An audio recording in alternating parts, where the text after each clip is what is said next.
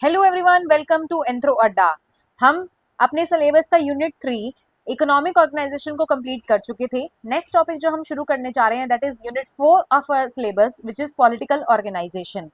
Anthropological study में starting से ही पॉलिटी को एज अ कंपोनेंट नहीं इंक्लूड किया जाता था, लेकिन विद टाइम जैसे जैसे एंथ्रोपोलॉजिस्ट को ये रियलाइज हुआ कि अगर हमें ह्यूमन बीइंग को होलिस्टिक वे में स्टडी करना है तो पॉलिटी को भी हमें एज अ फैक्टर इंक्लूड करना पड़ेगा। ये स्टडी शुरू होती है 1940 से। 1940 में एक पब्लिकेशन थी अफ्रीकन पॉलिटिकल सिस्टम। इसको दो थिंकर्स थे, one is Evans Pritchard and another is Meyer Fortes. इन दोनों थिंकर्स ने इसको एडिट करा और तीन तरह के पॉलिटिकल सिस्टम्स को बताया। ये कहते हैं कि पॉलिटिकल सिस्टम तीन टाइप्स के होते हैं। वन इज द बैंड, जो simplest form of political system होता है। Another is the stateless society, जो uncentralise type of political system होता है। And third is the state society, जो centralise system of political system होता है। फिर पॉलिटिकल एंथ्रोपोलॉजी की अगर बात करें तो इसकी डेफिनेशन एक थिंकर देते हैं that is Swartz. Swartz define करते हैं political anthropology as the study of जो प्रोसेसेस इन्वॉल्व हुई हैं, जो पब्लिक गोल्स होते हैं एक मेंबर्स ऑफ द सोसाइटी के, उस पब्लिक गोल्स को डिटरमाइन करने की और इम्प्लीमेंट करने की जो प्रोसेसेस होती हैं उनको स्टडी करना। इसके अलावा जो पब्लिक गोल्स को अचीव करने के लिए members of the society differential power जो उन मेंबर्स के बीच में आपस में होती है, उस पावर को कैसे एक्वायर करते हैं और कैसे उन पब्लिक गोल्स के लिए, उन पब्लिक गोल्स को अचीव करने के लिए उस पावर का यूज करते हैं। फिर से बात करते हैं इस डेफिनेशन की। Political anthropology is the study of the processes which are involved in determining and implementing the public goals. Public goals को डिटरमाइन और इम्प्लीमेंट करने के लिए जो प्रोसेसेस इन्वॉल्व होते हैं उनकी स्टडी, प्लस उस पब्लिक गोल्स को अचीव करने के लिए जो पावर उस मेंबर्स ऑफ द सोसाइटी ने जो पावर एक्वायर करी है उसको किस तरह से वो एक्वायर करते हैं और उसको कैसे यूज करते हैं उन पब्लिक गोल्स को अचीव करने के लिए। तो ये इन चीजों की स्टडी कहलाती है पॉलिटिकल एंथ्रोपोलॉजी। इसके बाद बात करते हैं next topic that is polity.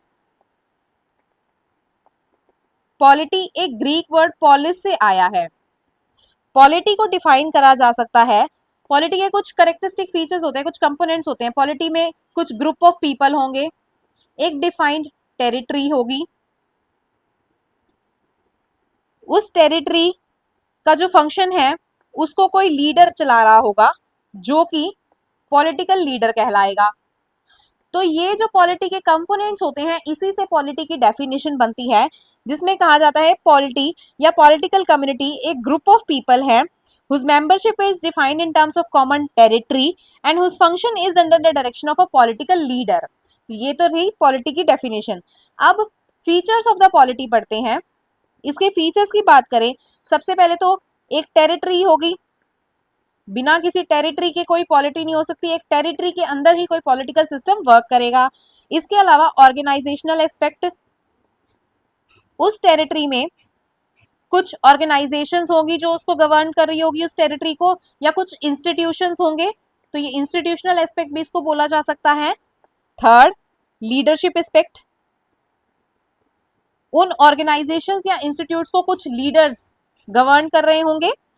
Fourth is customary aspect, कुछ कस्टम्स, लॉज, रूल्स या प्रैक्टिसेस ऐसी होंगी जो उस पर्टिकुलर टेरिटरी को गवर्न कर रही होंगी, जिसको वो लीडर्स जो उस टेरिटरी में प्रेजेंट है वो इंप्लीमेंट कराने का काम करते हैं, उसको उन लॉज कस्टम्स को बनाने का काम करते हैं।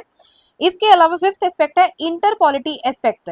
इंटर पॉलिटी एस्पेक्ट जैसे कि हम आज के टाइम पे अगर देखें तो इंटरनेशनल रिलेशंस जो हम पढ़ते हैं वही इंटर पॉलिटी एस्पेक्ट है कि जो डिफरेंट डिफरेंट टेरिटरीज हैं, एक पर्टिकुलर टेरिटरी में एक तरह का पॉलिटिकल सिस्टम चल रहा होगा, तो डिफरेंट डिफरेंट पॉलिटिकल सिस्टम है या डिफरेंट डिफरेंट टेरिटरीज हैं, उनका आपस में रिलेशन को गवर्न करता है inter political aspect. Next political organisation की बात करते हैं। पॉलिटिकल ऑर्गेनाइजेशन को एक थिंकर हैं एम फ्राइड, वो डिफाइन करते हैं अपनी book the evolution of political system में। ये कहते हैं पॉलिटिकल ऑर्गेनाइजेशन को डिफाइन करा जा सकता है कि कैसे power members of the society में डिस्ट्रीब्यूटेड है, ये पावर कैसे इस्टेब्लिश हुई, और ये मेंबर्स ऑफ द सोसाइटी में कैसे अरेंज्ड है। तो पावर की ये बात करते हैं, पॉलिटिकल ऑर्गेनाइजेशन को डिफाइन करा सकता है पावर कैसे डिस्ट्रीब्यूटेड है, कैसे इस्टेब्लिश हुई उस सोसाइटी में, और कैसे उस सोसाइटी में अरेंज्ड है, उसको पॉलिटिकल ऑर्गेनाइजेशन कहा जा सकता है। इनके अकॉर्डिंग पॉलिटिकल ऑर्गेनाइजेशन दो टाइप्स की होती है, one is centralised and another is uncentralised. अब जैसे कि नाम से ही पता चल रहा है कि सेंट्रलाइज पॉलिटिकल सिस्टम में पावर किसी एक हाथ में या एक सेंट्रलाइज्ड अथॉरिटी में कंसंट्रेटेड है, जबकि अनसेंट्रलाइज में पावर के जो सोर्सेज हैं, पावर के जो सेंटर्स हैं वो डिफरेंट डिफरेंट हो सकते हैं, मल्टीपल हैंड्स में या मल्टीपल सेंटर्स हो सकते हैं किसी एक पावर के। सेंट्रलाइज सिस्टम की बात करें तो ये ज़्यादा एमर्ज्ड सिस्टम है, इसलिए ये ज़्यादा नंबर ऑफ पीपल को या ज़्यादा पॉपुलेशन को सपोर्ट करता है, जबकि uncentralise system less number of people या लेस पॉपुलेशन डेंसिटी को सपोर्ट करता है। अनसेंट्रलाइज सिस्टम अर्लियर डेवलप्ड हुआ होगा, फिर जैसे जैसे पॉपुलेशन का साइज इंक्रीज होता गया, ज़्यादा स्पेशलाइजेशन आती गई, वैसे वैसे सेंट्रलाइज की तरफ जो पॉलिटिकल सिस्टम है वो मूव ऑन करता रहा होगा। तो अनसेंट्रलाइज सिस्टम पहले आया होगा, प्रीवियसली डेवलप्ड होगा, इसमें लेस नंबर ऑफ पीपल होंगे, तो ये स्पेशलाइजेशन इनके जो मेंबर्स ऑफ द सोसाइटी है या पॉलिटिकल लीडर्स है उसमें स्पेशलाइजेशन प्रेजेंट नहीं होगी। लेकिन विद टाइम जैसे जैसे पॉपुलेशन इंक्रीज हो गई तो स्पेशलाइजेशन की नीड इमर्ज हुई, तो यहाँ पे सेंट्रलाइज सिस्टम में स्पेशलाइजेशन प्रेजेंट होगी। इसके अलावा इसके हम अनसेंट्रलाइज सिस्टम के एग्जांपल ले सकते हैं, जैसे अर्लियर सिस्टम में बैंड या कोई ट्राइब में, फिर ट्राइब के बाद इमर्ज होता है पॉलिटिकल सिस्टम दैट इज चीफडम। तो इसका सेंट्रलाइज सिस्टम का फर्स्ट एग्जांपल लिया जा सकता है चीफडम या स्टेट, जो आज के टाइम पे हम मॉडर्न सोसाइटी में स्टेट का फॉर्मेशन देखते हैं, that is a centralised system, जहां पे पावर जो है वो सेंट्रलाइज्ड हाथों में कंसंट्रेटेड होती है। तो ये तो रहे सेंट्रलाइज्ड और नॉन अनसेंट्रलाइज्ड या स्टेटलेस सोसाइटी के फीचर्स। अब हम एक एक करके पॉलिटिकल सिस्टम को डिस्कस करते हैं। जैसे मैंने पॉलिटिकल सिस्टम के एग्जांपल्स में आपको एक्सप्लेन कर ही दिया कि band, tribe, then chiefdom and then state, ये इनका सीक्वेंस रहता है। तो हम अपने पॉलिटिकल ऑर्गेनाइजेशन की जो स्टडी है वो बैंड से शुरू करते हैं। बैंड के फीचर की शुरुआत करें तो सबसे पहले तो ये लीस्ट कॉम्प्लिकेटेड सिस्टम है, क्योंकि इसमें बहुत ही कम नंबर ऑफ पीपल प्रेजेंट होते हैं। अब जितने कम नंबर ऑफ पीपल उतना ये अनसेंट्रलाइज भी होगा, पावर का कंसंट्रेशन भी एब्सेंट होगा, कोई strict complex rules and regulations नहीं होंगे, या ट्रेडिशन या कस्टम बेस्ड इनके रूल्स एंड फॉलो जो रेगुलेशंस है वो चलेंगे इनकी सोसाइटी में। इनमें किनशिप बेस्ड सिस्टम चलता है, पॉलिटिकल सिस्टम ज्यादा कम्प्लेक्स रूल्स एंड रेगुलेशन से गवर्न ना होकर किनशिप बेस्ड सिस्टम इनकी सोसाइटी में देखा जा सकता है। ये बहुत ही कम पॉपुलेशन को सपोर्ट करते हैं, जैसे कि मैक्सिमम 20 to 100 पीपल इनके बैंड में प्रेजेंट होते हैं। इनका जो डिसीजन होता है, किसी भी चीज का इन्होंने मेजर डिसीजन लेना होता है, तो वो इनके अडल्ट मेंबर्स हैं, वो कंसर्न बेसिस पे डिसीजन को लेते हैं। इनकी जो जजमेंट्स होती है इनकी सोसाइटी में वो सिंपल मेथड से हो जाती हैं, पब्लिक ओपिनियन से ही इनकी जजमेंट्स गवर्न करती हैं। अब ये पब्लिक ओपिनियन को बहुत ज्यादा तवज्जो दे रहे हैं, तो इनकी सोसाइटी इगैलिटेरियन सोसाइटी होती है। इसके अलावा और इनके फीचर्स की बात करें तो इनमें अगर सोशल डिसएग्रीमेंट हो गया किसी भी बात पे, इनकी सोसाइटी में आपस में डिसएग्रीमेंट की कंडीशन आ गई, तो ये सिंपल मेथड से ही उन डिसएग्रीमेंट्स को रिजॉल्व कर लेंगे, जैसे फिस्ट फाइट, पंजा लड़ाना, इन सिंपल सिंपल टेक्निक से, या सॉन्ग डियो करा लेंगे। दोनों जो पार्टीज सोशल डिसएग्रीमेंट में इमर्ज है उनका सॉन्ग कंपटीशन करा देंगे, जो ज्यादा अच्छा गाएगा वो उस डिसएग्रीमेंट में जीत जाता है। तो ये सिंपल सिंपल टेक्निक्स ये फॉलो करते हैं अपने डिसएग्रीमेंट को रिजॉल्व करने के लिए। तो ये बिल्कुल ही सिंपल सोसाइटी है। इसके अलावा जो इनके पॉलिटिकल लीडर्स होते हैं, अब ऑल्दो ये क्योंकि एडल्ट्स को ज्यादा उस मैटर में इन्वॉल्व कर रहे हैं, तो एडल्ट्स को ही ज्यादा ये पॉलिटिकल सिस्टम में इंक्लूड करते हैं। तो इनके पॉलिटिकल लीडर्स जनरली एडल्ट्स ही होते हैं या कुछ एक्सपर्ट्स लोग होते हैं, लेकिन उनमें पॉलिटिकल सिस्टम को लेके स्पेशलाइजेशन प्रेजेंट नहीं होता। Next type of political system जो हम करने जा रहे हैं दैट इज ट्राइब। ट्राइब को एक थिंकर हैं राल्फ पिडिंगटन, वो डिफाइन करते हैं as a group of people जो एक साथ रह रहे हैं, वो एक कॉमन डायलेक्ट बोल रहे हैं, उनका एक कॉमन कल्चर है और वो कॉमन रूल्स को फॉलो कर रहे हैं और उनके कल्चर में होमोजेनिटी है। इस तरह से ये डिफाइन करते हैं ट्राइब को। अब ट्राइब के फीचर्स की अगर बात करें तो सबसे पहले तो क्योंकि ये भी अनसेंट्रलाइज पॉलिटिकल सिस्टम है तो इनकी इनकी भी सोसाइटी जो है वो इगैलिटेरियन होती है। इनकी सोसाइटी के मेंबर्स में आपस में डिस्क्रिमिनेशन नहीं होता। तो इगैलिटेरियन सोसाइटी है तो यहाँ पे रैंकिंग भी नहीं प्रेजेंट होगी, इनके सोसाइटी के रैंक्स नहीं होंगे, हायरार्की प्रेजेंट नहीं होगी, सारे लोग एक समान माने जाते हैं। ये नोमैडिक हो भी सकते हैं और नहीं भी हो सकते, जबकि जो बैंड था उसमें ज्यादातर वो नोमैडिक पीपल ही या hunting and gathering type of people present होते थे। इनका फीचर में भी हम ये लिख सकते हैं कि इनका कॉमन लैंग्वेज या डायलेक्ट होता है, इनका कॉमन कल्चर होता है। इसके अगर एग्जाम्पल की बात करें तो अरुणाचल प्रदेश में प्रेजेंट होती है एक अपातानी ट्राइब। वहां के जो सारे लोग होते हैं वो नोजपिन टाइप ऑफ चीज अपने नाक में पहनते हैं, तो ये इनका कल्चर इनको बाकी ट्राइब से सेपरेट करता है और इनकी ट्राइब के लोगों का एक कॉमन कल्चर की तरह ये एमर्ज होता है। इनकी ट्राइब के लोगों की ये पहचान होती है वो नोजपिन को वेयर करना। इसके अलावा इनकी कॉमन टेरिटरी होती है, ये भी इनका एक फीचर लिखा जा सकता है। ये ग्रुप में रहते हैं। ये अनसेंट्रलाइज सिस्टम है, इनफॉर्मल लीडरशिप होती है, तो लीडर्स में यहां पर भी स्पेशलाइजेशन का एब्सेंस होगा क्योंकि अनसेंट्रलाइज सिस्टम है। और इनके इकोनॉमिक सिस्टम में जैसे हमने इकोनॉमी में बात करी थी कि सोशल एम्बेडेडनेस पाई जाती है। इनके इकोनॉमिक सिस्टम में ट्राइब के इकोनॉमिक सिस्टम को सोशल जो फीचर्स होते हैं इनके जैसे किनशिप, फैमिली, मैरिज, इन सब चीजों से सेपरेट नहीं किया जा सकता। ये सोशली एम्बेडेड होते हैं ये फीचर्स इनका। इनके सोसाइटी में अगर किसी चीज का डिसीजन लेना है, डिसीजन मेकिंग यहाँ पर भी कंसेंसस बेस्ड ही होगी क्योंकि ये एक इगैलिटेरियन सोसाइटी है। ये इनकी जो इकोनॉमी होती है वो रेसिप्रोसिटी बेस्ड होती है। ये मैंने आपको एक्सप्लेन करा ही था कि अगर ए बी को कोई चीज देता है तो ये बी भी बाउंडेड हो जाता है कि वो ए को भी सिमिलर वैल्यू की चीज रिटर्न करे, तो ये रेसिप्रोसिटी बेस्ड सिस्टम होता है। Next type of political system जो हम पढ़ने जा रहे हैं दैट इज चीफडम। अब पहले जो हमने बैंड और ट्राइब पढ़ा था वो अनसेंट्रलाइज टाइप ऑफ सिस्टम था। अब चीफडम से सेंट्रलाइज पॉलिटिकल सिस्टम की शुरुआत हो जाती है, तो यहाँ पर डिफरेंस आने शुरू हो जाते हैं। जैसे हमने बैंड और ट्राइब को देखा था कि वो सेंट्रलाइज सिस्टम था इसलिए इगैलिटेरियन सोसाइटी, सॉरी अनसेंट्रलाइज सिस्टम था इसलिए वहां पे इगैलिटेरियन सोसाइटी एग्जिस्ट करती थी। चीफडम में स्टेट सिस्टम आ जाता है, वो सेंट्रलाइज सिस्टम होता है, तो यहाँ पे रैंक्ड बेस्ड सोसाइटीज शुरू हो जाती हैं कि सोसाइटी में जो मेंबर्स ऑफ द सोसाइटी होंगे वो कहीं कुछ तो रैंक में नीचे होंगे और कुछ ऊपर होंगे। तो रैंक्ड बेस्ड सोसाइटी या इस सोसाइटी में हायरार्कियल सिस्टम जो है वो शुरू हो जाता है, तो ये हायरार्की इस सोसाइटी में देखी जा सकती है। तो ये इगैलिटेरियन सोसाइटी नहीं है। प्लस यहाँ पे अब पॉलिटिकल फंक्शंस जो है वो सेपरेट होने लग जाते हैं, पॉलिटिका एमर्ज थोड़ा सुपीरियर होने लग जाता है। तो जो पॉलिटिकल लीडर्स होते हैं यहाँ पे उन दोनों सोसाइटीज के कंपैरिजन में इन पॉलिटिकल लीडर्स के पास स्पेशलाइजेशन ज्यादा होता है। अब क्योंकि इनकी सोसाइटी इगैलिटेरियन सोसाइटी नहीं है इसलिए इनकी सोसाइटी रैंक्ड सोसाइटी हो जाएगी। रैंक सोसाइटी है, इनकी सोसाइटी में हायरार्की प्रेजेंट है। सोसाइटी के कुछ मेंबर्स जो हैं वो हायरार्की में नीचे लाई करेंगे और कुछ सोसाइटी के मेंबर्स हायर क्लास के होंगे तो वो हायरार्की में ऊपर लाई करेंगे, तो हायरार्की इनकी सोसाइटी में एग्जिस्ट है।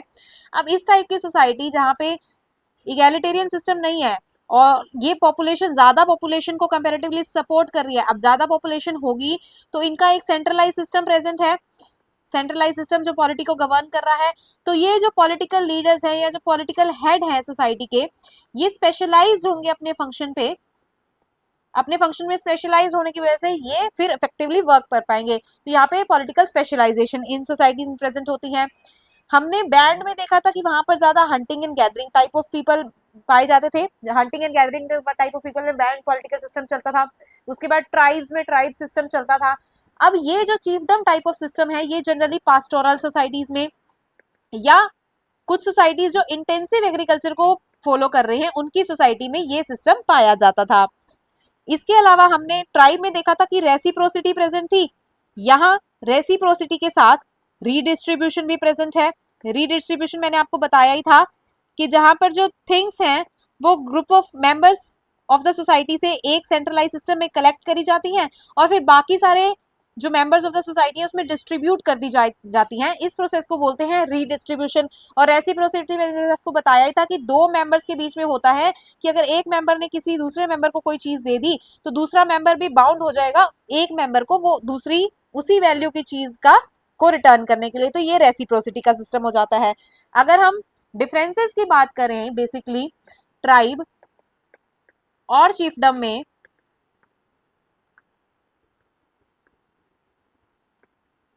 तो ये अनसेंट्रलाइज सिस्टम था जबकि चीफडम सेंट्रलाइज्ड सिस्टम है। ये अनसेंट्रलाइज सिस्टम पॉपुलेशन की वजह से था, यहाँ पे पॉपुलेशन कम होती थी, जबकि जो चीफडम है वो ज्यादा पॉपुलेशन को सपोर्ट कर सकता है। ट्राइब जो है वो ट्राइबल सोसाइटी में ट्राइब टाइप का पॉलिटिकल सिस्टम पाया जाता है, जबकि ये पास्टोरल सोसाइटीज में जनरली, और in some cases it can be found in intensive agriculture type of societies as well.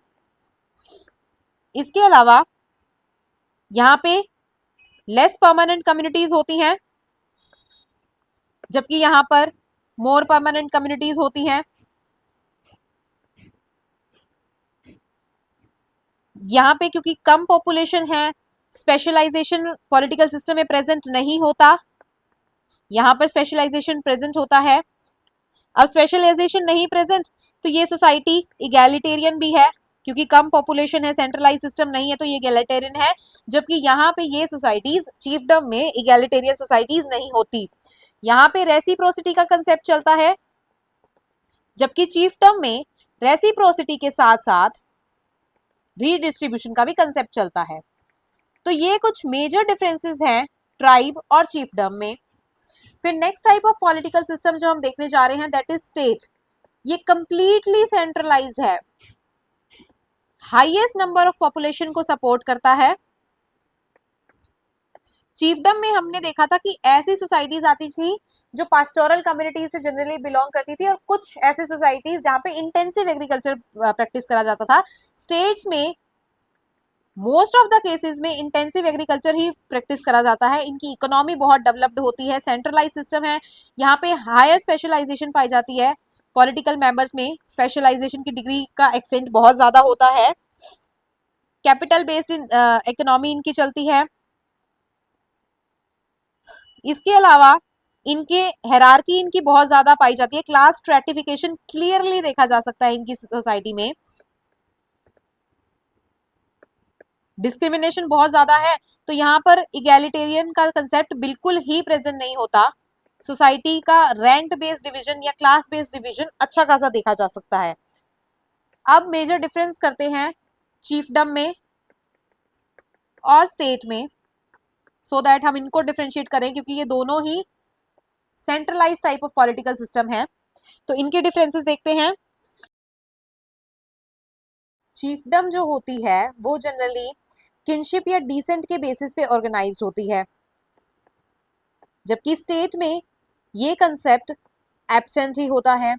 State के कंसेप्ट में क्लास का स्ट्रेटिफिकेशन अच्छा खासा देखा जा सकता है, जबकि यहाँ पे जो क्लास का स्ट्रेटिफिकेशन होता है वो या तो लोअर डिग्री में होगा या कंप्लीटली एब्सेंट होगा।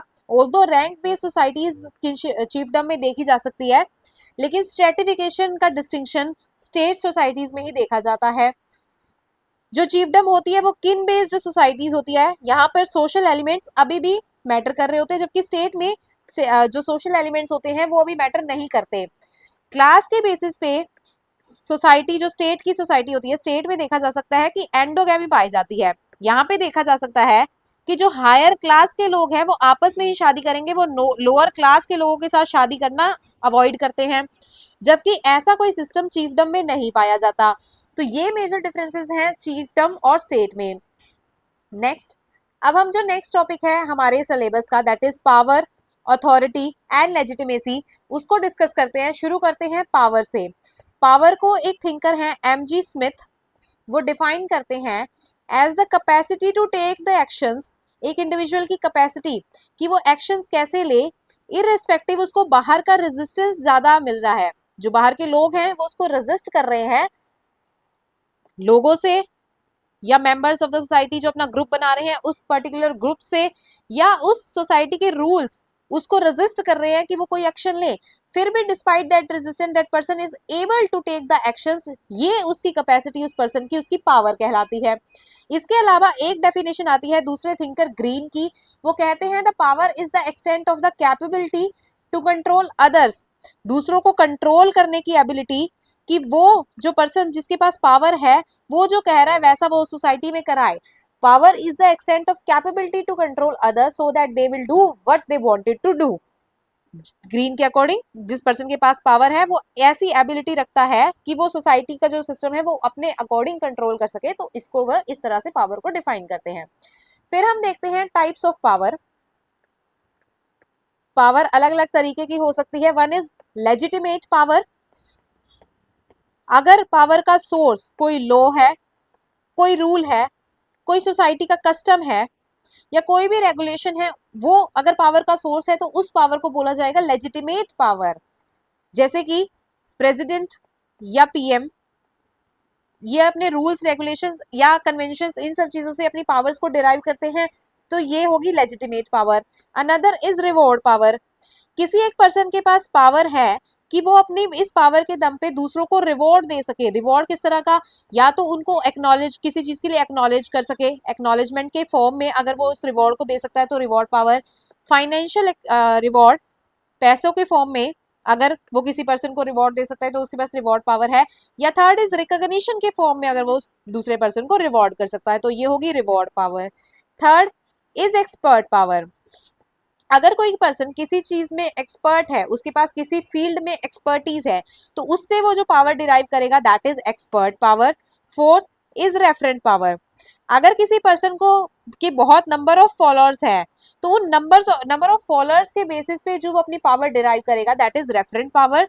And the last is coercive power, जब फोर्स को यूज करके अपनी पावर को डिराइव करा जाता है तो वो कोअर्सिव पावर कहलाती है। जैसे एक स्टेट है वो अपने पावर्स का यूज करके पुलिस को, मिलिट्री फोर्सेस, इन सब पावर का यूज करके वो अपने लॉज रूल्स इन सब चीजों को इंप्लीमेंट करा सकती है, तो उस स्टेट के पास कोअर्सिव पावर है। तो ये हो गए टाइप्स ऑफ पावर। लेजिटिमेट जो रूल्स, लॉज, कस्टम्स इन सब चीजों से डिराइव होती है। रिवॉर्ड पावर, जब जिस पर्सन के पास रिवॉर्ड पावर होती है वो किसी अदर पर्सन को रिवॉर्ड कर सकता है, वो फाइनेंशियल फॉर्म में हो सकता है, वो रिकॉग्निशन फॉर्म में हो सकता है, या उसके किसी काम को एक्नॉलेज करके भी कर सकता है। एक्सपर्ट पावर, अगर किसी पर्सन के पास किसी फील्ड में कोई एक्सपर्टीज है, उस चीज से अगर वो कोई पावर डिराइव करता है that is expert power. Referent power, अगर किसी पर्सन के बहुत ज्यादा नंबर ऑफ फॉलोअर्स हैं, इस बेसिस पे अगर वो पावर डिराइव करता है that is referent power. Coercive powers जो डिराइव होती है by the use of force, जैसे स्टेट अपनी फोर्स को यूज करके अपने लॉज, रूल्स, इन सब चीजों को इंप्लीमेंट करा सकता है, तो ये स्टेट की कोअर्सिव पावर होगी। ये अब हमने देखे टाइप्स ऑफ पावर। नेक्स्ट हम देखते हैं कि किन किन अप्रोचेस से पावर को स्टडी करा जा सकता है। अप्रोचेस टू स्टडी पावर, जिसमें पहली हम देखते हैं इवोल्यूशनरी अप्रोच। इवोल्यूशनरी अप्रोच में हम देखते हैं कि पावर विद द टाइम कैसे कैसे इवॉल्व हुई। जैसे कि हम देखते हैं कि सबसे पहले जो सिंपलेस्ट फॉर्म ऑफ सोसाइटी थी वहां पे band type of political system था, फिर ट्राइब आया, फिर चीफडम आया, तो ये पावर का इवोल्यूशन बताता है। इस अप्रोच से जब पावर को स्टडी करा जाता है तो ये इवोल्यूशनरी अप्रोच हो गई। सेकंड है कंसेंसस अप्रोच।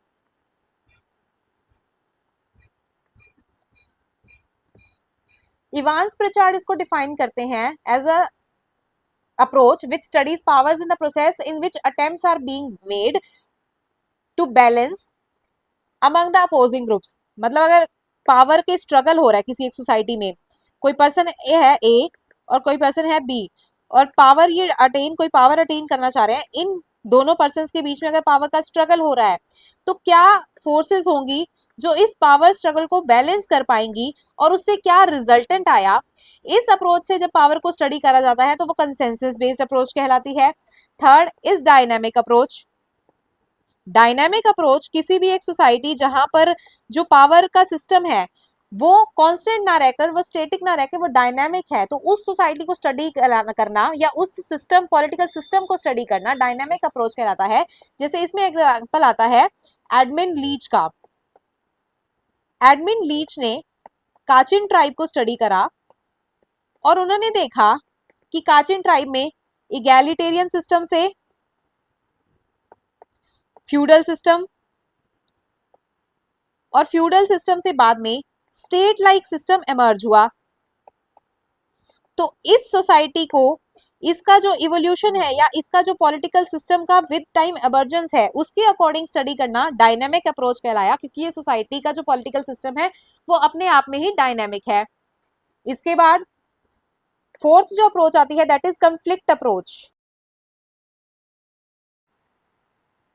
इस अप्रोच में हम स्टडी करते हैं कैसे किसी पावर को एक्वायर करने के लिए कंफ्लिक्ट हुआ और कैसे उसका रिजोल्यूशन हो गया। जैसे इसमें मैक्स ग्लकमैन की एक स्टडी आती है।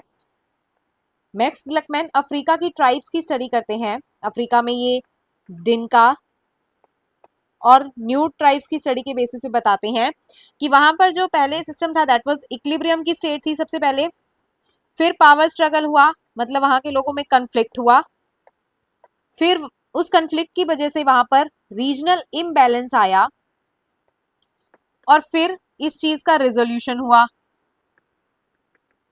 रिजोल्यूशन हुआ तो वहां पर पीस की कंडीशन आ गई। तो ये जो साइकिल है जिसको स्टडी करा गया है कि कन्फ्लिक्ट कैसे इमर्ज हुआ और कन्फ्लिक्ट का रिजोल्यूशन कैसे हुआ और कैसे सोसाइटी में पीस आ गई, तो ये अप्रोच कहलाती है कन्फ्लिक्ट अप्रोच। नेक्स्ट अप्रोच है that is transactional approach.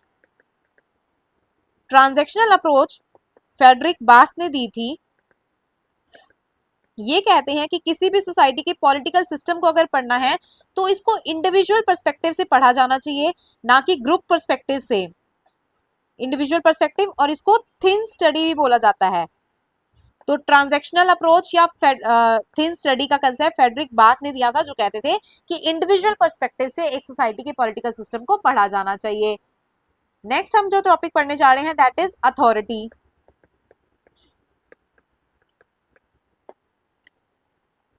Authority को डिफाइन करते हैं हैमुल, आर्डेंट। ये कहते हैं authority is the power based on consent. अगर सोसाइटी में कंसेंट है किसी पावर को लेकर तो वो अथॉरिटी कहलाएगी। इसीलिए लेजिटिमेट होती है ये सोसाइटी, क्योंकि इसको कंसेंट दे रही है कि अथॉरिटी किसी एक पर्सन के पास होनी चाहिए, तो ये लेजिटिमेट होती है। इसको समझने के लिए हम पावर और अथॉरिटी के डिफरेंसेस को समझ लेते हैं। पावर की अगर बात करें तो पावर अगर किसी इंडिविजुअल के पास प्रेजेंट है तो वो लेजिटिमेट भी हो सकती है और इलेजिटिमेट भी हो सकती है, जबकि अथॉरिटी हमेशा ही लेजिटिमेट होगी। अब क्योंकि ये लेजिटिमेट होगी तो ये ज्यादा डेमोक्रेटिक है और पावर कम डेमोक्रेटिक है।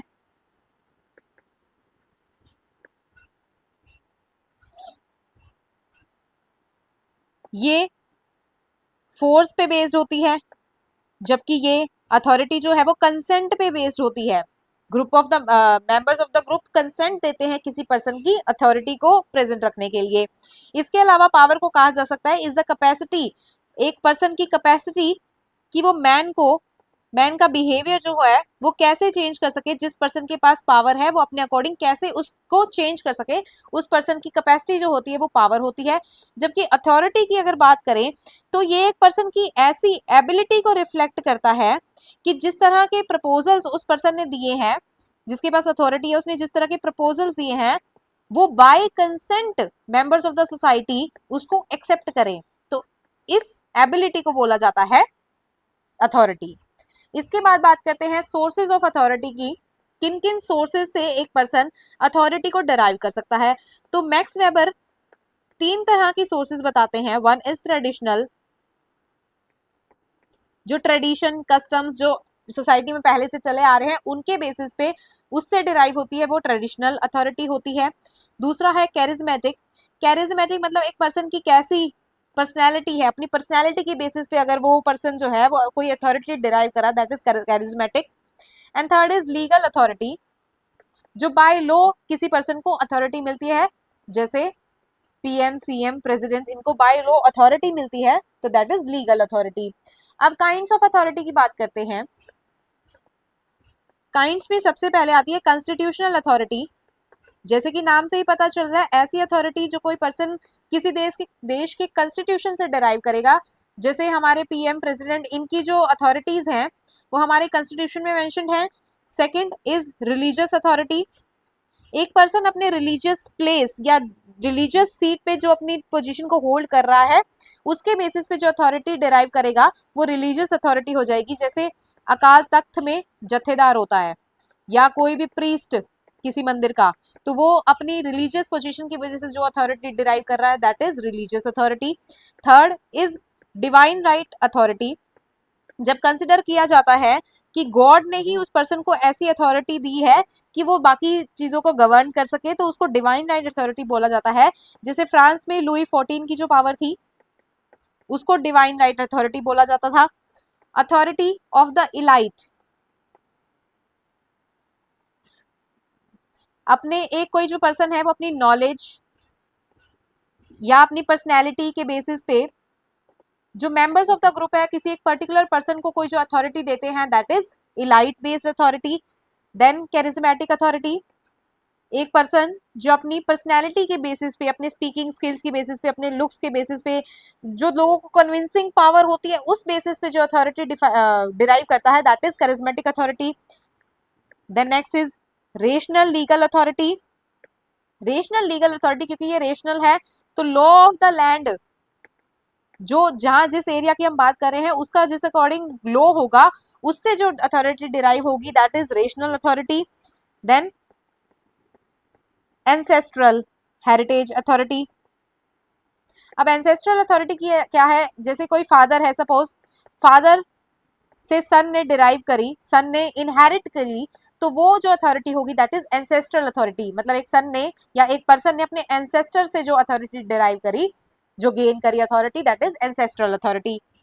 अब बात करते हैं कैरेक्टरिस्टिक्स ऑफ अथॉरिटी की कि क्या क्या कैरेक्टरिस्टिक्स होती हैं अथॉरिटी की। ये लेजिटिमेट होती है क्योंकि बाय कंसेंट ये मिलती है, लोगों के कंसेंट के साथ मिलती है इसलिए लेजिटिमेट होती है। डोमिनेंस दिखाती है, अब जिस पर्सन के पास अथॉरिटी है वो दूसरे लोगों के ऊपर डोमिनेट कर सकता है कई एस्पेक्ट्स में। थर्ड, ये इनफॉर्मल पावर होती है। तो अब आप सोचोगे कि ये इनफॉर्मल पावर कैसे है जबकि ये लेजिटिमेट सोर्सेज से डिराइव्ड है, ये लॉज ऑफ द लैंड या इन सब लेजिटिमेट सोर्सेज से डिराइव्ड है, ये लेजिटिमेट खुद से भी है, तो ये इनफॉर्मल कैसे है। ऑल्दो ये कई एस्पेक्ट्स में इनफॉर्मल इसको नहीं कहा जा सकता, लेकिन कुछ एक फैक्टर्स जो है वो इसको इनफॉर्मल बनाते हैं। जैसे अगर वो कैरिज्मेटिक पर्सनैलिटी से अगर डिराइव्ड है तो वो इनफॉर्मल होगी, वो बेसिक कस्टम से डिराइव्ड है, ट्रेडिशनल कस्टम से डिराइव्ड है तो इनफॉर्मल होगी, तो जनरली इसको इनफॉर्मल पावर बोला जाता है। नेक्स्ट, ये रेशनैलिटी पे बेस्ड होती है, रेशनैलिटी क्योंकि लॉ ऑफ द लैंड से डिराइव्ड होती है। ये अकाउंटेबिलिटी का फैक्टर कंसिडर करती हैं।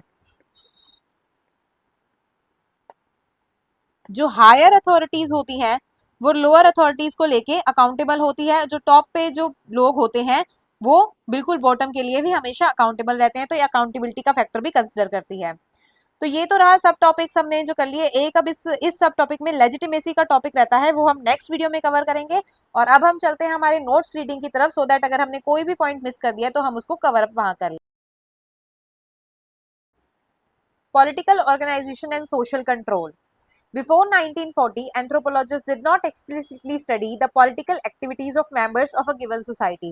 1940 में क्या हुआ, 1940 में एक पब्लिकेशन है अफ्रीकन पॉलिटिकल सिस्टम, इनको एडिट करा मेयर फोर्टेस और एडवांस प्रिचार्ड ने। इन्होंने तीन टाइप ऑफ पॉलिटिकल सिस्टम को डिफरेंशिएट करा। वन इज द बैंड जो सिंपलेस्ट सोसाइटी में प्रेजेंट होता है, second is the stateless society जिसमें हम ट्राइब्स को ले सकते हैं, ट्राइबल सोसाइटी को ले सकते हैं, and third is the state. फिर पॉलिटिकल एंथ्रोपोलॉजी के डिफरेंट थिंकर्स डिफरेंट डेफिनेशंस देते हैं, उसमें से एक जो हम पढ़ने जा रहे हैं दैट इज स्वार्ट्ज की डेफिनेशन जो डिस्क्राइब करते हैं पॉलिटिकल एंथ्रोपोलॉजी को। इस डेफिनेशन को अगर आपने समझना है तो इसको दो पार्ट्स में डिवाइड कर लेते हैं। वन, आप सबसे पहले पॉलिटिकल गोल्स तक की डेफिनेशन को हम देखते हैं। ये कहते हैं कि ये स्टडी करता है जो प्रोसेसेस इन्वॉल्व है पब्लिक गोल्स को डिटरमाइन करने में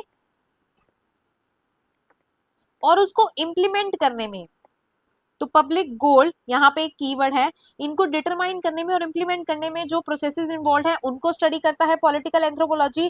प्लस इनकी पब्लिक गोल्स को अचीव करने के लिए जो पावर डिफरेंशियल है उस पावर डिफरेंशियल को कैसे पावर को एक्वायर करते हैं और उस पावर को कैसे यूज करते हैं जो members of the society concern है वो members of the power society उस पावर को कैसे एक्वायर करते हैं और कैसे यूज करते हैं अपने पब्लिक गोल्स को अचीव करने के लिए। तो ये चीज पॉलिटिकल एंथ्रोपोलॉजी स्टडी करती है। इसके बाद स्वार्ट्स जो है पॉलिटिक्स को 3 एसेंशियल क्वालिटीज बताते हैं पॉलिटिक्स की। 1, ये पब्लिक होती है, ना कि प्राइवेट इन नेचर होती है, ये पब्लिक इन नेचर होती है। It is always concerned with the goals और benefits for which there is a competition. तो गोल्स और बेनिफिट से एसोसिएटेड होती है, जिसके लिए हमेशा सोसाइटी में कंपटीशन रहता है। It involves difference in power, power differential होता है तो सोसाइटी में जो members of the society control करते हैं। फिर बात करते हैं नेक्स्ट पॉलिटी की। पॉलिटी एक ग्रीक वर्ड पॉलिस से डिराइव हुआ है। पॉलिटी और political community is a group of people. तो इसके मैंने आपको कंपोनेंट्स से इसको आपको याद करवाया था कि ग्रुप, इसको आप कंपोनेंट्स देख लेते पहले। इसमें ग्रुप ऑफ पीपल होते हैं, इसमें कॉमन टेरिटरी होती है, और जो लोग होते हैं उनका फंक्शन क्या होता है, उनका फंक्शन एक पॉलिटिकल लीडर के अंडर चलता है। तो इस कंपोनेंट्स के बेसिस पे आपको ये डेफिनेशन इजीली याद हो सकती है। पॉलिटी और political community is a group of people whose membership is defined in terms of common territory and whose function is under the direction of a political leader. अब features पढ़ते हैं polity के। Special या territorial aspect होगा कि कोई territory होगी, फिर उसी के अंदर वो कोई पॉलिटिकल सिस्टम है जो वो फंक्शन कर रहा होगा। उस टेरिटरी में ऑर्गेनाइजेशंस होंगी या डिफरेंट डिफरेंट इंस्टीट्यूशंस होंगे, उन इंस्टीट्यूशंस के डिफरेंट लीडर्स होंगे। लीडर्स जो है वो कस्टमरी एस्पेक्ट फॉलो कर रहे होंगे, कस्टम्स या रूल्स के बेसिस पे काम कर रहे होंगे। और इंटर पॉलिटी एस्पेक्ट मतलब डिफरेंट डिफरेंट पॉलिटिकल एरियाज है, डिफरेंट डिफरेंट टेरिटरी है, उनके आपस में कैसे रिलेशंस है, उनकी कैसे पॉलिटिकल सिस्टम गवर्न करता है आपस में। तो ये एस्पेक्ट हो गया। फिर पॉलिटिकल ऑर्गेनाइजेशन की बात करें तो एक थिंकर है एम फ्राइड, वो अपनी book the evolution of political science में पॉलिटिकल ऑर्गेनाइजेशन को डिफाइन करते हैं as the way in which power is distributed, established and arranged in the society. तो पावर किस तरीके से डिस्ट्रीब्यूटेड है, इस्टेब्लिश्ड है और सोसाइटी में अरेंज्ड है, इसकी स्टडी पॉलिटिकल ऑर्गेनाइजेशन कहलाती है। इसकी स्टडी नहीं, सॉरी, इसका जो तरीका है वो पॉलिटिकल ऑर्गेनाइजेशन कहलाता है। फिर टाइप्स ऑफ पॉलिटिकल ऑर्गेनाइजेशन अगर देखें तो ये मेजरली 2 पार्ट्स में डिवाइड कर जा सकते हैं। 1 इज अनसेंट्रलाइज्ड, सेकंड इज सेंट्रलाइज्ड या यूनिसेंट्रिक अथॉरिटी सिस्टम भी इसको बोला जाता है। अनसेंट्रलाइज्ड या स्टेटलेस सोसाइटी के फीचर्स की बात करें तो इसमें जो पॉलिटिकल सिस्टम में स्पेशलाइजेशन नहीं होती, यहाँ की सोसाइटी इगैलिटेरियन होती है। It is generally associated with the lesser number of people, इसीलिए कम लोग होते हैं, तो रैंक बेस्ड सोसाइटीज नहीं होती, इसीलिए इगैलिटेरियन सोसाइटी होती है। यहाँ पर जो पावर होती है वो सेंट्रली एसोसिएटेड या कंसंट्रेटेड नहीं होती, जबकि फ्रेगमेंटेड होती है। कोई फॉर्मल सेंट्रल अथॉरिटी यहाँ पे प्रेजेंट नहीं होती। एग्जाम्पल हम ले सकते हैं बैंड या फिर ट्राइब का, फर्दर फिर चीफडम या फिर स्टेट। सेंट्रलाइज पावर का एग्जाम्पल हो जाते हैं। Power is distributed on the lines of family, lineage and kinship. Norms and custom play a very important role in the political system. अब सेंट्रलाइज्ड या स्टेट सोसाइटी के features की बात करते हैं। ये रिलेटिवली ज्यादा पॉपुलेशन को सपोर्ट करते हैं, इनकी सोसाइटी इगैलिटेरियन नहीं होती, ये हायरार्की या रैंक बेस्ड होती है, इनके पॉलिटिकल स्फीयर में स्पेशलाइजेशन प्रेजेंट होती है, formal means of laws present होते हैं, बेसिक जो कस्टम्स या नॉर्म्स हैं उसको ये कंप्लीटली इग्नोर भी कर सकते हैं। ये रिलेटिवली ज्यादा परमानेंट होती है, इसमें फॉर्मल सेंट्रल पावर एग्जिस्ट नहीं करती। इसका एग्जांपल मैंने आपको बता ही दिया था, चीफडम या स्टेट हो सकता है। अब एक एक करके पॉलिटिकल सिस्टम के को डिस्कस करते हैं। 1 इज बैंड। फर्स्ट बैंड की बात करें तो ये लीस्ट कॉम्प्लिकेटेड फॉर्म होता है। The kinship relations and political structures are the same. यहाँ पर किनशिप सिस्टम जो है वो ज्यादा अपना इन्वॉल्वमेंट रखता है। Band are small autonomous groups usually found among hunter and gatherers and other nomadic tribes. Population density इनकी low होती है, generally 20 to 100 people को ये support करता है। The people here occupies a common territory.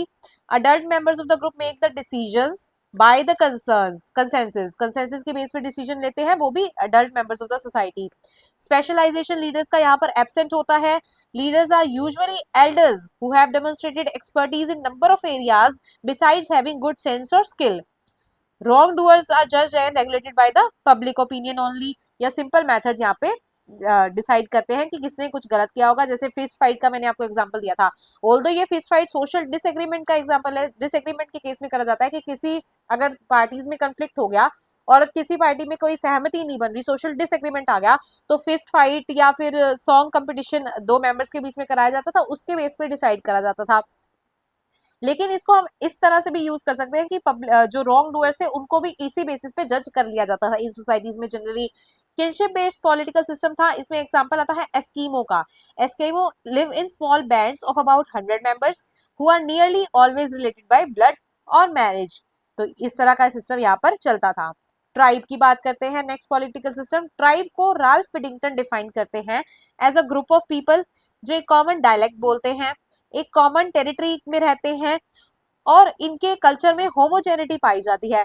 तो इस तरह से ट्राइब को राल्फ फिडिंगटन डिफाइन करते हैं। अब ट्राइब के फीचर्स की बात करें तो इनकी सोसाइटी इगैलिटेरियन सोसाइटी होती है, हायरार्की या रैंक बेस्ड सिस्टम यहाँ पर प्रेजेंट नहीं होता।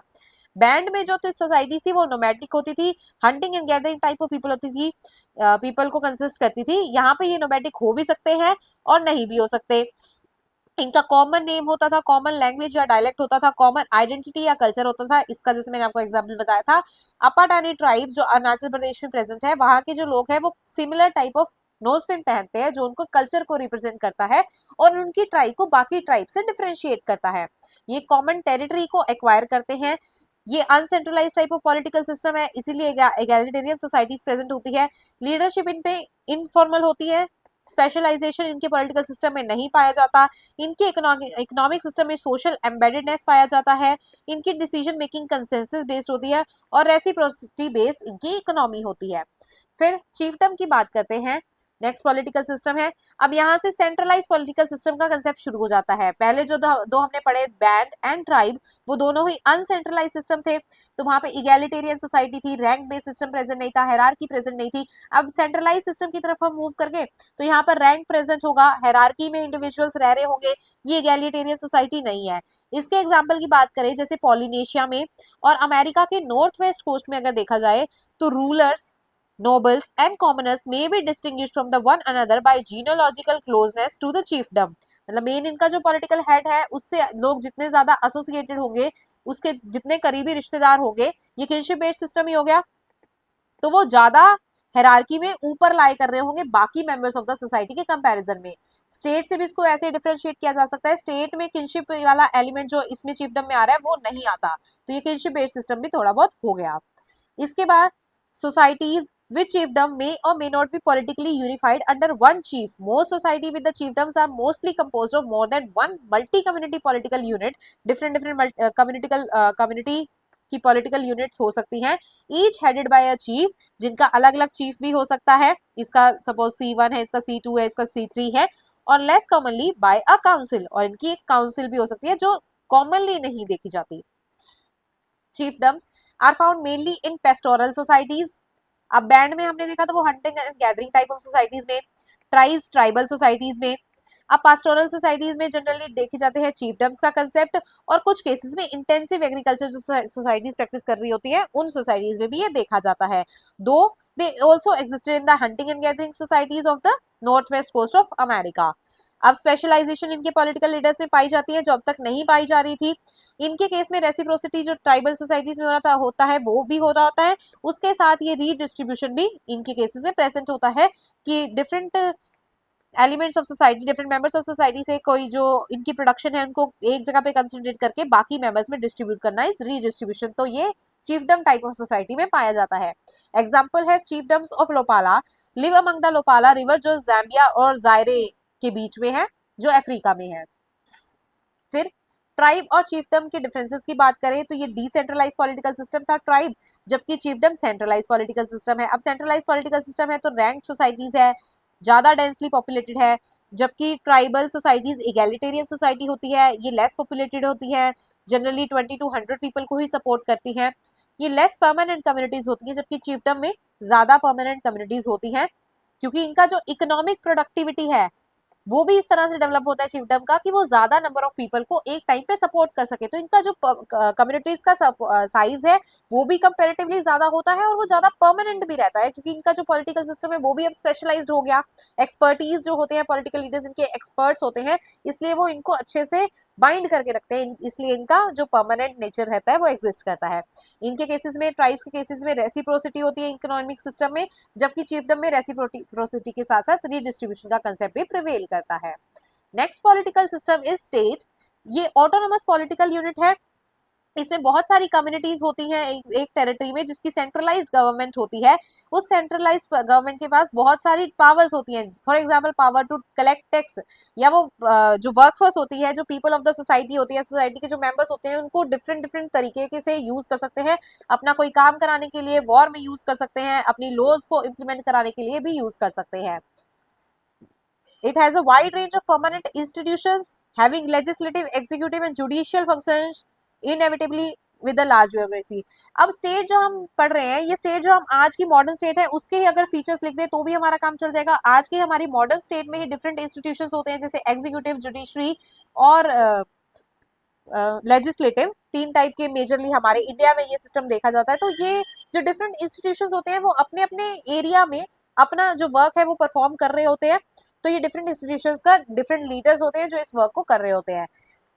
इसके अलावा स्टेट के पास एक लेजिटिमेट फोर्स होती है, वो अपने जो पॉलिसी या लॉज जो इन्होंने बनाए हैं उनको इम्प्लीमेंट कराने के लिए, और इस फोर्स को ये इंटरनली और एक्सटर्नली दोनों तरह से यूज कर सकते हैं। इस फोर्स का एग्जाम्पल दिया है जैसे police, military, standing army etcetera. State is characterised by class stratification. अब ये क्योंकि इगैलिटेरियन सोसाइटी तो है नहीं, यहाँ पे हायरार्की प्रेजेंट है, तो डिफरेंट क्लास का स्ट्रेटिफिकेशन क्लियरली देखा जा सकता है।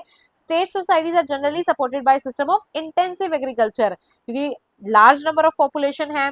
अब उस पॉपुलेशन को सपोर्ट करने के लिए फूड की अवेलेबिलिटी चाहिए होगी, तो वो फूड सब्सिस्टेंस बेस अगर वो फूड होगा तो सारी ही पॉपुलेशन एग्रीकल्चर में इन्वॉल्व हो जाएगी, तो वो भी सोसाइटी में सिस्टम उसका वो भी सेट नहीं बैठेगा। तो इसलिए इंटेंसिव एग्रीकल्चर जनरली इन सोसाइटी में देखी जाती है। एग्जाम्पल है traditional organisation of the Haya of Tanganyika of Africa. तो ये स्टेट सोसाइटीज का एग्जाम्पल है। अब स्टेट और चीफडम में डिफरेंसेस देखते हैं। Chiefdom it is organised on the basis of kinship और डिसेंट, जबकि यहाँ पर ऐसा कुछ नहीं होता। पॉपुलेशन स्ट्रेटिफिकेशन चीफडम में लेसर होता है और यहाँ पर क्लियर पॉपुलेशन स्ट्रेटिफिकेशन देखा जा सकता है। अब जो स्ट्रेटिफिकेशन है उसमें स्टेट के केस में एंडोगेमी पाई जाती है, कि क्लास बेस्ड एंडोगेमी है, कि जो हायर क्लास के लोग हैं वो हायर क्लास में ही शादी करते हैं, दूसरी क्लासेस में शादी नहीं करते। तो क्लास बेस्ड एंडोगेमी इसमें प्रेजेंट होती है, जबकि चीफडम में ऐसा कुछ भी प्रेजेंट नहीं होता। स्टेट इज किन बेस्ड सोसाइटी स्टेट में कंप्लीटली एब्सेंट होती है, जबकि चीफडम में ये देखी जा सकती है। नेक्स्ट जो सब टॉपिक हमारे सिलेबस का है that is power, authority and legitimacy. Power से शुरू करते हैं। पावर को एमजी स्मिथ डिफाइन करते हैं as a capacity to take action. एक पर्सन की कैपेसिटी की वो किस तरह से एक्शन ले सकता है डिस्पाइट बीइंग की सोसाइटी उसको रेजिस्ट कर रही है, तो उस रेजिस्टेंस के बावजूद वो किस तरह से एक्शंस ले सकता है, वो कैपेसिटी पावर कहलाती है। Power refers to the capacity to take independent actions in the face of resistance from the persons, groups और रूल्स। फिर एक और डेफिनेशन आती है by the thinker name Green. Power is the extent of capability to control others so that they will do what they wanted to do. जो वो कराना चाहते हैं वो अगर सोसाइटी में कराएं तो वो उनकी पावर है। अब टाइप्स ऑफ पावर की बात करते हैं। वन इज लेजिटिमेट पावर, किसी स्टैट्यूट से, लॉ से या एक इंडिविजुअल की पोजीशन से जो पावर डिराइव होती है that is legitimate power. Second is reward power. This is the case where an individual or group has the power to reward others. वो reward financial form में भी हो सकता है, acknowledgement के form में हो सकता है, recognition के form में भी हो सकता है।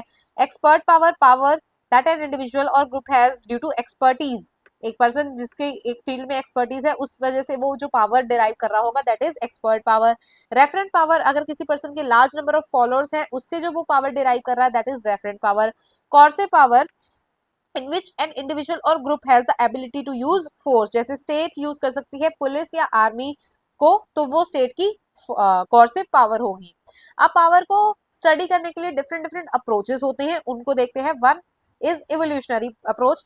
इवोल्यूशनरी अप्रोच जैसे एलमेन सर्विस की ये बात करते हैं, वो बताते हैं कि किस तरह से किस सोसाइटी का जो पॉलिटिकल सिस्टम है वो कैसे इवॉल्व हुआ है विद टाइम, उसकी स्टडी।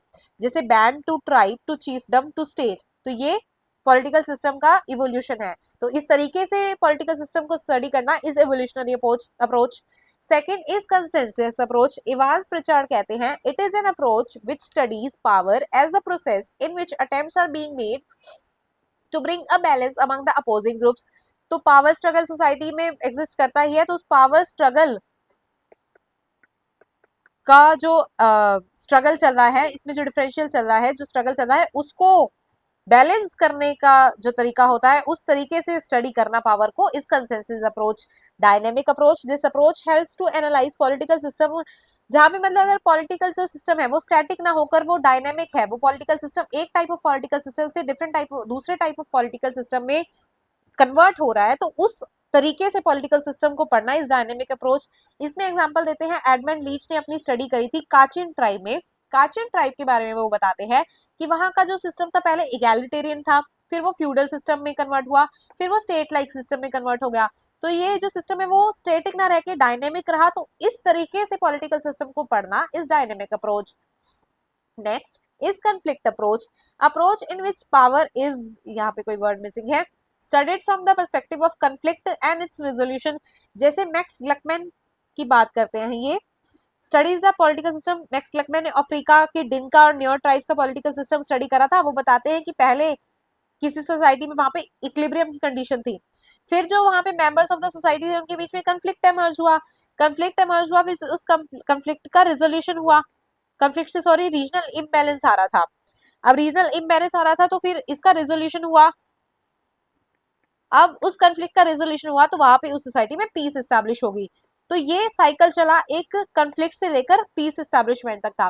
तो इस अप्रोच से किसी पॉलिटिकल सिस्टम को स्टडी करना is conflict approach. Next is transactional approach, ये फ्रेडरिक बार्थ ने दिया था। ये कहते हैं कि पावर को इंडिविजुअल के पर्सपेक्टिव से स्टडी करा जाना चाहिए, ना कि ग्रुप के पर्सपेक्टिव से। ये इसको थिन स्टडी भी बोला जाता है, जब इंडिविजुअल पर्सपेक्टिव से किसी चीज को पढ़ा जाता है। थिक अप्रोच होती है जब ग्रुप पर्सपेक्टिव से किसी चीज को पढ़ा जाता है। Next topic is authority. Hannah Arendt authority को बोलते हैं कोई पावर जो कॉन्सेंट के बेसिस पे हो, मिली हो किसी पर्सन को, वो अथॉरिटी कहलाती है। नेक्स्ट डेफिनेशन इसकी देते हैं Robert A Dell.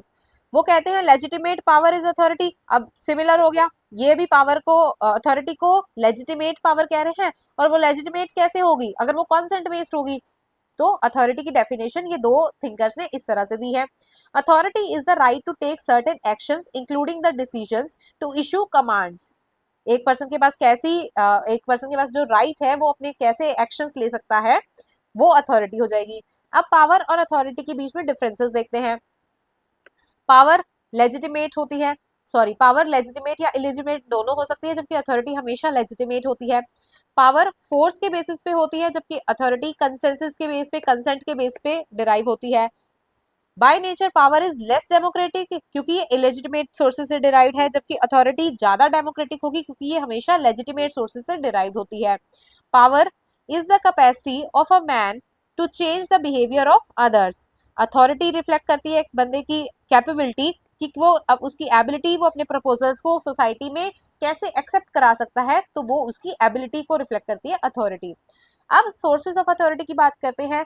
Max weber 3 type of sources बताता है पॉलिटिकल अथॉरिटी की। वन इज ट्रेडिशनल, ट्रेडिशंस या कस्टम्स जो सोसाइटी में प्रिवेल कर रहे हैं। कैरिज्मेटिक, एक पर्सन की जो पर्सनैलिटी है वो अगर उस पर्सन का एग्जेम्पलरी करेक्टर है, एक्सेप्शनल हीरोइज्म है, तो ये उसका कैरिज्मा हो गया। तो इस कैरिज्मा की वजह से भी अथॉरिटी जो है वो डिराइव करी जा सकती है, तो कैरिज्मा भी एक सोर्स ऑफ अथॉरिटी हो सकता है। नेक्स्ट इज लीगल अथॉरिटी, जो किसी लॉज या रूल्स इन सब चीजों से डिराइव होती है, तो ये लीगल अथॉरिटी हो जाती है।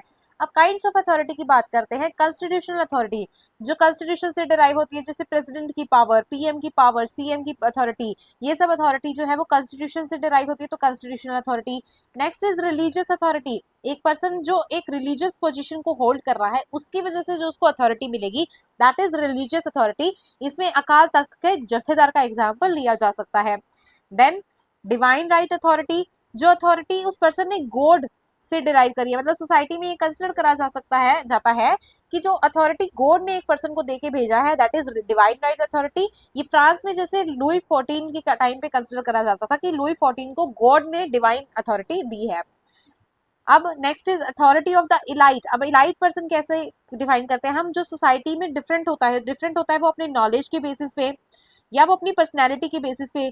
तो इन सारे फैक्टर्स की वजह से अगर कोई पर्सन अथॉरिटी को डिराइव कर रहा है, that is authority of the elite. वो अपनी पर्सनैलिटी या नॉलेज की वजह से जो अथॉरिटी डिराइव कर रहा है। करिज्मेटिक अथॉरिटी, इसको मैक्स वेबर डिफाइन करते हैं, it rest on the deviation of the specific exceptional heroism and exemplary character of an individual person. तो ये हो गई charismatic authority. Rational legal authority, एक जो जिस लैंड की बात कर रहे हैं, जिस एरिया की बात कर रहे हैं, उस एरिया की जो लॉज होती है, उन लॉ से जो अथॉरिटी डिराइव होती है, that is rational legal authority. Traditional authority, ये एंशियंट कस्टम्स, ट्रेडिशंस, कन्वेंशंस, इन सब चीजों से जो डिराइव होती है, that is traditional authority. Ancestral heritage authority, जो इनहेरिट करी जाती है one generation to next generation, that is ancestral heritage authority. जैसे मोनार्कियल फॉर्म ऑफ गवर्नमेंट में होता है कि फादर टू सन अथॉरिटी दे दी जाती है, तो ये होती है, ये एग्जांपल है एंसेस्ट्रल हेरिटेज अथॉरिटी का। अब अथॉरिटी के कैरेक्टरिस्टिक देखें तो ये लेजिटिमेट होती है क्योंकि ये लोगों के कंसेंट से या लेजिटिमेट सोर्सेज से डिराइव्ड होती है। इसमें डोमिनेंस होता है। अब अथॉरिटी किसी भी फील्ड में होगी तो वो डोमिनेंस, जो अथॉरिटी पे जो पर्सन होगा वो डोमिनेंट रूल अपना इस्टेब्लिश करेगा। ये इनफॉर्मल पावर होती है। समटाइम्स ये फॉर्मल पावर से डिराइव करती है अथॉरिटी, अपने अथॉरिटी के सोर्सेज फॉर्मल पावर हो सकते हैं, लेकिन ये जनरली इनफॉर्मल होती है क्योंकि इसके मेजरली जो सोर्सेज होते हैं वो इनफॉर्मल सोर्सेज होते हैं, जैसे traditions, customs, rules, conventions.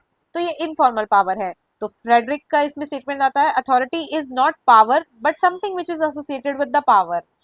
Power का हमने देखा था, पावर भी लेजिटिमेट या इलेजिटिमेट दोनों तरह की हो सकती है, तो ये एसोसिएटेड पावर से एसोसिएटेड होती है authority. Next is rationality. Rationality क्योंकि ये लॉज पे बेस्ड होती है, लॉ से डिराइव होती है, इसलिए रेशनल होती है। Then accountability. अकाउंटेबिलिटी मतलब हायर अथॉरिटीज जो है वो लोअर अथॉरिटीज के लिए अकाउंटेबल होंगे। All right, that's all for the political organization. I will be coming with one more video completing this topic. I hope you enjoyed it and learned something new. If you like this video, don't forget to smash that like button, subscribe to my channel and hit the bell icon so that you never miss any of my upcoming videos, because trust me, we have got a lot more anthropology fun coming your way.